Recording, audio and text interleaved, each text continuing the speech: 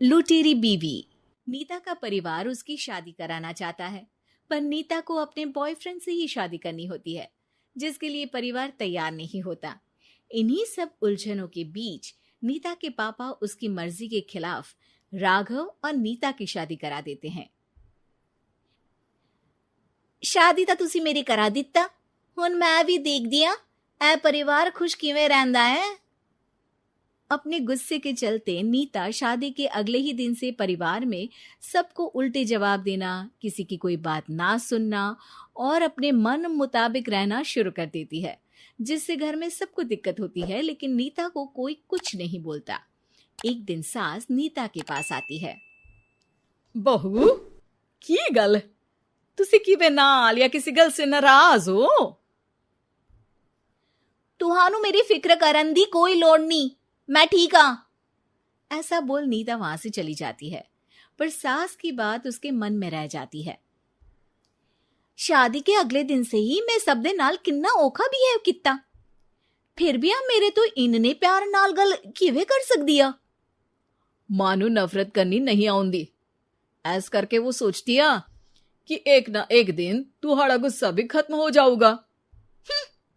यह कदे नहीं हो सकता। इससे पहले राघव कुछ बोलता, नीता का मोबाइल बजने लगता है, जिस पर राघव वहां से चला जाता है और नीता फोन पर बात करने लगती है। जिसके बाद अगले दिन से नीता की जैसे ही आत्मा बदल गई हो, वो बिना किसी के बोले घर के सारे काम कर देती है। उसकी ऐसी काया पलट देख राघव और उसकी माँ हैरान रह जाते हैं। बहू तबियत शबियत ता ठीक सी? तबियत छड्डो मां, मैनू लगदा इसदा दिमाग हिल गया। तुसी दोनों की गल करी जांदे हो? मैं ठीक हाँ ते मेरा दिमाग भी। बस आज रियलाइज हो गया कि मैं अपने गुस्से विच कितना प्यारा परिवार ठुकरा रही सी।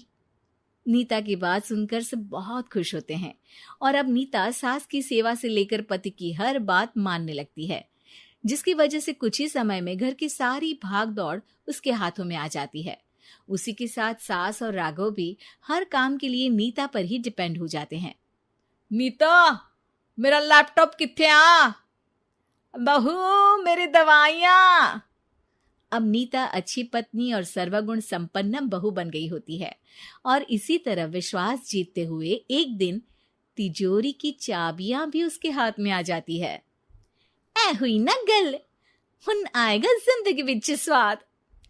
तिजोरी की चाबियां हाथ में आती ही नीता एक रात सास और पति के सोते ही सारे गहने और कैश लेकर घर छोड़ अपने बॉयफ्रेंड के पास चली जाती है।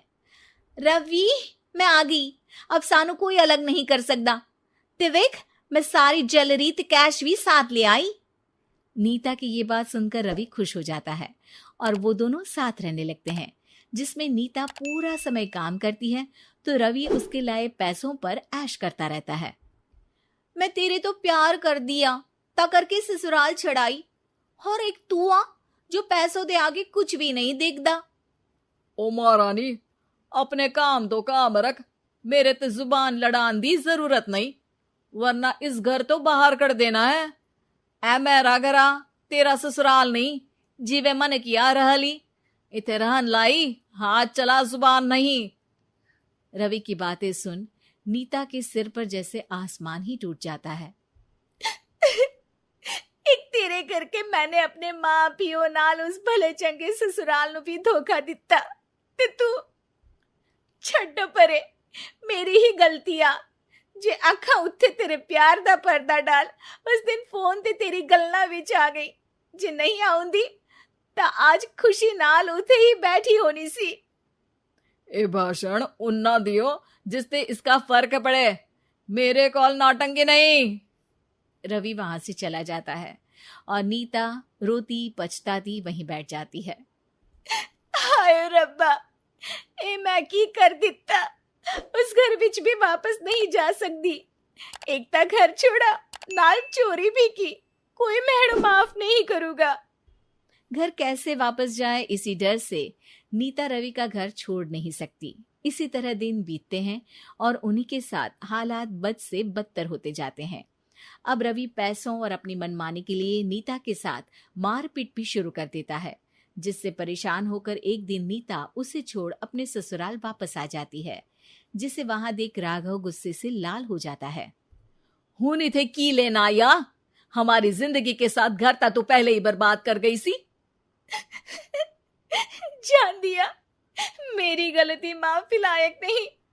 मैं कमली सी उस ढोंगी नु सच्चा प्यार दे इस सच्चे प्यार नु बोझ समझती बैठी। मैनू माफ कर दो। जे मेरी नूरानी समझ गई आ कि उस तो गलती हुई आ, फिर किस बात का रुसना मनाना। केड़ी नूरानी? रानी बोलन जोगा इसने केड़े झंडे गाड़ दिए?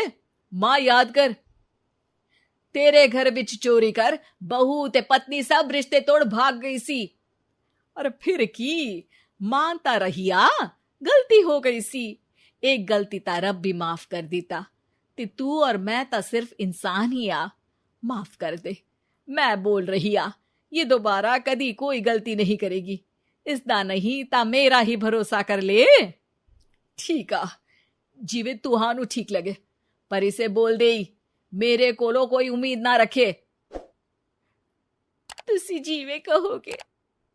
अब सास हर रोज राघव को मनाने की कोई ना कोई नई तिकड़म बताकर नीता को उसके पास भेजती रहती है, जिससे कुछ समय बाद नीता का पछतावा और कोशिशें देखकर राघव भी उसे माफ कर देता है। कायाकल्प। राधा को अपनी सास से बहुत प्यार था। मम्मी जी, आपकी साड़ी कितनी प्यारी लग रही है। काश मैं भी आपके जैसी साड़ी पहन पाती। अरे बेटा, हमारे जमाने में तो साड़ी ही चलती थी। तू क्या करेगी साड़ी पहनकर? दिन भर भागा दौड़ी करती है, साड़ी कंफर्टेबल नहीं फील कराएगी। तू तो ऐसे ही जचती है बेटा।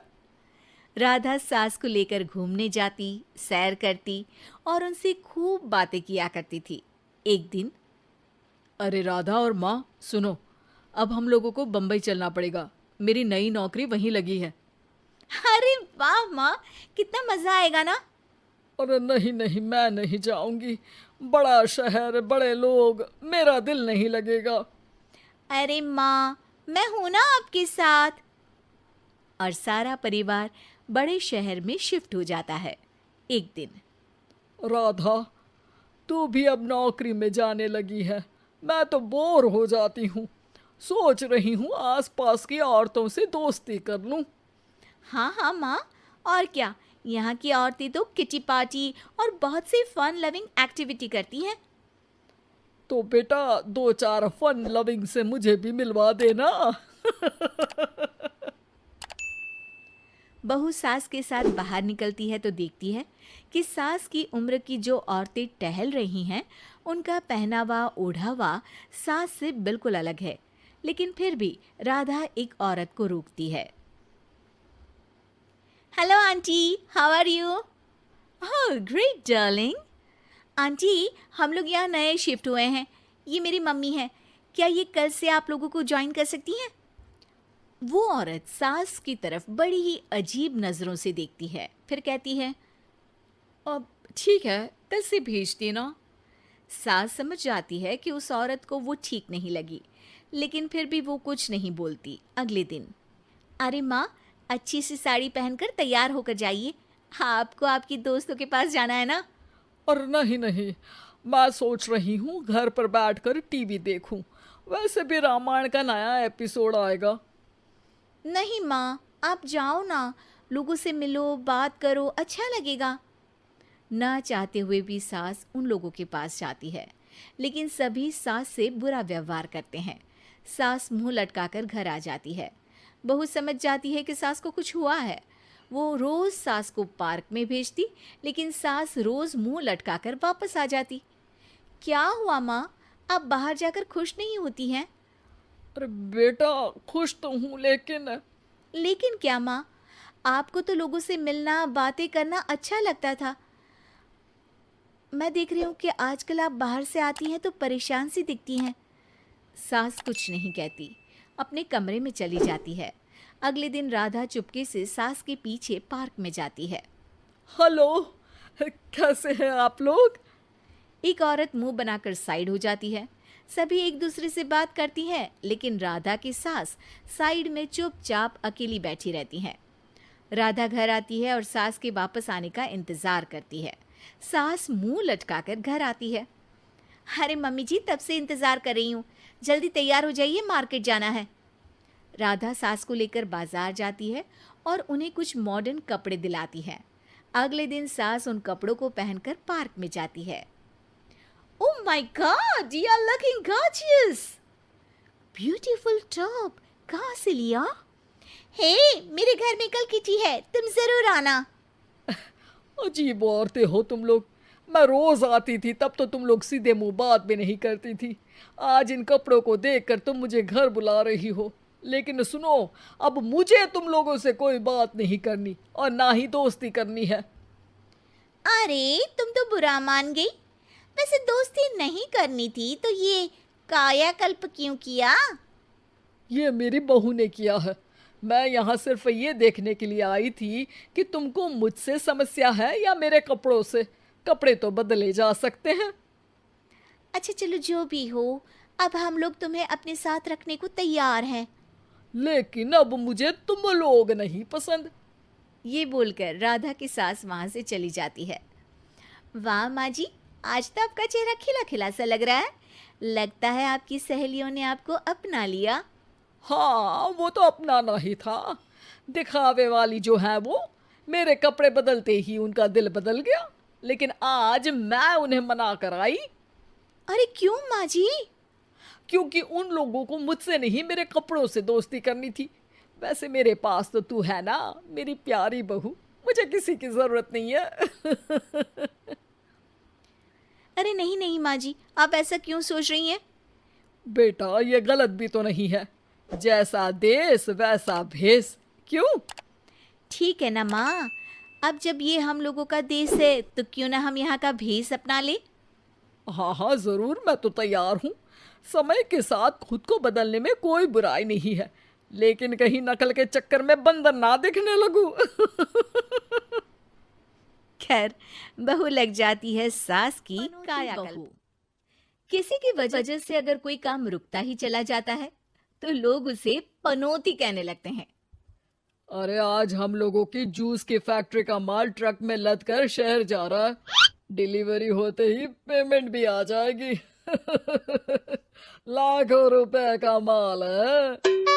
लेकिन थोड़ी ही देर में रितु का पति दौड़ता हुआ आता है।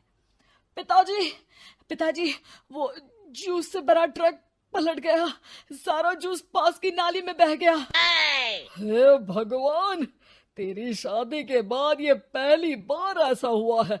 मैं तो बोल ही रहा था कि इस लड़की की कुंडली बनवा लो। देखा, आए दिन नुकसान। बेचारी रितु पर्दे के पीछे से ससुर की बात सुन रही थी, लेकिन करती भी तो क्या, कहती भी तो क्या। अरे रितु, क्यों उदास होती हो? मुझे भरोसा है तुम ही मेरे घर की लक्ष्मी हो। अरे मेरे पैर में चोट लग गई है। रितु जरा चल डॉक्टर को दिखाते हैं। रितु सास के साथ डॉक्टर के घर जा ही रही होती है कि उसका पैर फंस जाता है और वो सास पर गिर जाती है। हाय रे, पहले से ही पैर टूटा था, अब ऊपर से मेरे ऊपर गिर गई। हे भगवान, उठा ले मुझे भगवान। अये, अये, अये, कोई उठाओ तो मुझे। हाँ सासू माँ, लाइए हाथ दीजिए, यहाँ बैठिए, मैं पानी लेकर आती हूँ। हाय रे, अब तो डॉक्टर भी चला गया होगा। अरे इस लड़की के कारण पता नहीं मैं अपने पैरों पर खड़ी भी हो पाऊंगी कि नहीं। माँ, बहुत घबराहट हो रही है। कल मेरी अपनी खुद की फैक्ट्री शुरू होने वाली है। पता नहीं कैसा रहेगा मेरे लिए बिजनेस। अरे क्यों नहीं बेटा, अच्छा होगा। इतनी लगन और मेहनत जो की है तूने, बस तेरी बीवी का मनहूस साया ना पड़े। अरे जब से आई है कुछ ना कुछ मनहूस होता ही चला जा रहा है। कैसी बात कर रही हो माँ? एक तो वो अपना घर परिवार छोड़कर हमारे लिए यहाँ आई है, और तुम हो कि। दिन बीतते हैं और एक दिन। निकल इस घर से, मैं कहती हूँ निकल। जब से यह लड़की मेरे घर की बहू बनी है, हर जगह घाटा, हर जगह नुकसान। कभी सास का पैर टूट रहा है तो कभी जूस का ट्रक ही गिर जा रहा है। अरे अब तो हद ही हो गई। मेरे बेटे का इतना भारी एक्सीडेंट कि वो कोमा में चला गया। वो तो शुक्र है कि जान बच गई। नहीं नहीं, हम ऐसी लड़की को अपने घर में रख ही नहीं सकते। अब तो रितु को भी लगने लगता है कि वो मनहूस है। वो चुपचाप घर छोड़कर निकल जाती है। चलते चलते रितु एक जंगल में झोपड़ी में पहुंच जाती है, जहां एक साधु तपस्या कर रहे होते हैं। आ गए बेटी, क्यों परेशान होती है? ये तो जीवन का नियम है। इंसान हमेशा नकारात्मक चीजों को ही सुनता, देखता और समझता है। किसी की अच्छाई उसे नजर ही नहीं आती। आपने मुझे बेटी कहा है तो शरण भी दे दीजिए बाबा। मैं आपका सारा काम कर दिया करूंगी। बस आपके जीवन में मेरे जैसी बेटी की वजह से कुछ बुरा ना हो। साधु आंख बंद करके मुस्कुराता है और रितु उनके घर की बेटी बन जाती है। पिताजी, भोजन तैयार है, आकर खा लीजिए। बेटा, जो भोजन तूने बनाया है उसमें सांप का जहर है, वो खाकर मैं मर सकता हूँ। नहीं नहीं पिताजी, खाना तो मैंने अपनी आंखों के सामने बनाया है। यहाँ तो कोई सांप आया ही नहीं। ठीक है, फिर ला मैं खा लेता हूँ। साधु खाना खाने जाता ही है कि खाना रितु के हाथ से गिर जाता है और वो खाना बिल्ली खा जाती है। बिल्ली उस खाने को खाती ही मर जाती है। नहीं पिताजी, मैंने खाने में जहर नहीं मिलाया। मुझे इस बात का पता नहीं पिताजी। मैं ये बात जानता हूँ, खाने में जहर का मिलना और इस खाने का गिरना ये तो पहले से ही तय था। इसमें तुमने कुछ नहीं किया है बेटी। रितु समझ नहीं पाती कि क्या हो रहा है।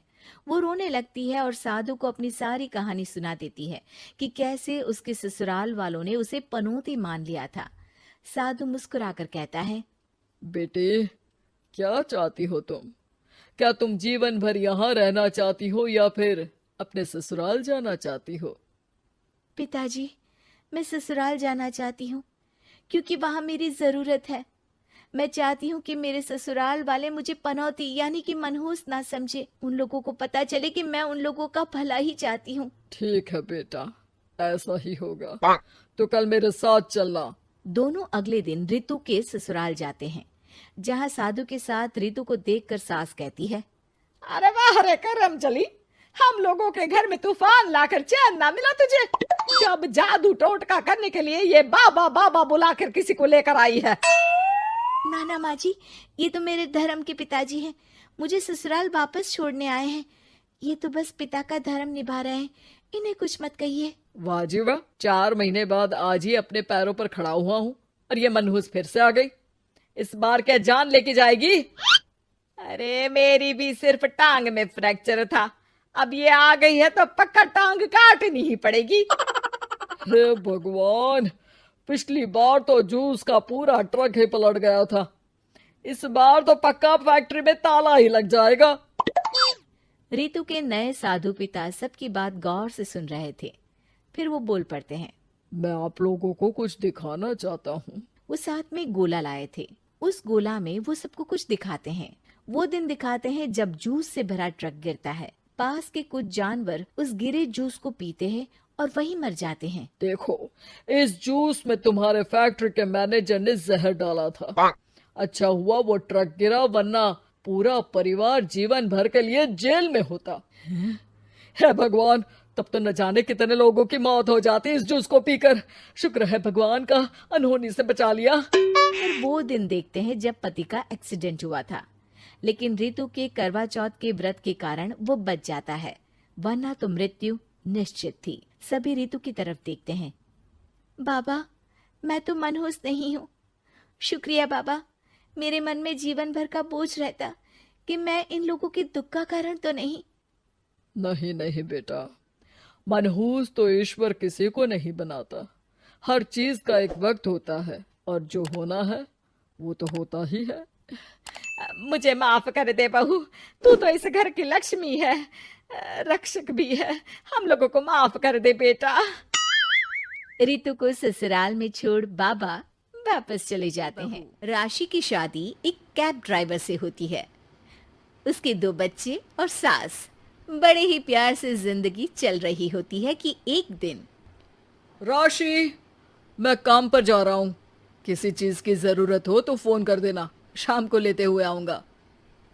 हाँ हाँ जा, और कभी माँ से भी पूछ लिया कर कि कोई जरूरत है कि नहीं।